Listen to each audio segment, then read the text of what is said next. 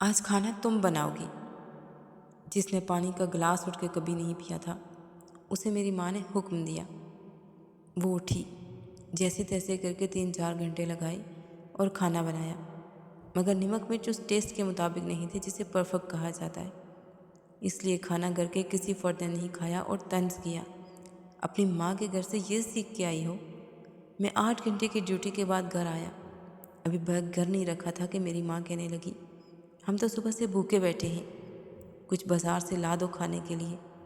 میں نے ایک نظر اپنی سہمی ہوئی بیوی پر ڈالی اور مارکیٹ چلا گیا۔ کھانا لے کر آیا تو سب کھانے لگے۔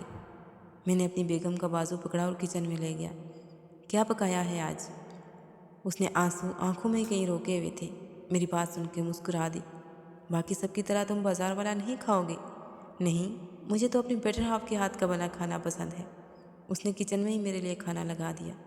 جب میں نے چکھا تو اتنا بھی بد ذائقہ نہیں تھا کہ کھایا نہ جاتا، مگر اسے اتنا مارجن ہی نہیں دیا گیا کہ وہ اپنی غلطی ٹھیک کر لیتی۔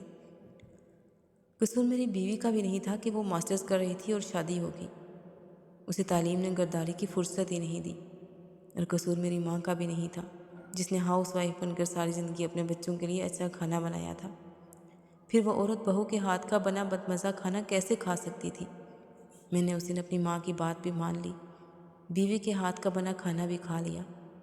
میرے ایک عمل نے مجھے اپنی لائف پارٹنر کی نظر میں ہمیشہ کے لیے معتبر کر دیا، اور اس ایک محبت بھرے عمل کی وجہ سے آج وہ ہر قسم کی ڈش بنانا سیکھ چکی ہے۔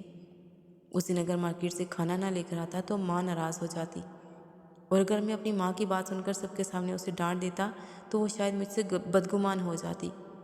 رشتوں میں بیلنس قائم کریں اور اتنا مارجن ضرور دیں کہ لوگ ایڈجسٹ ہونا سیکھ لیں۔ محبت کا جذبہ کبھی ختم نہ ہونے دیں، کیونکہ میاں بیوی ایک دوسرے کا لباس ہوتے ہیں، اور لباس خراب ہو جائے تو بڑے بازار میں اتارا نہیں جاتا، پیوند لگایا جاتا ہے۔ رشتوں میں بھی پیوند لگائیے۔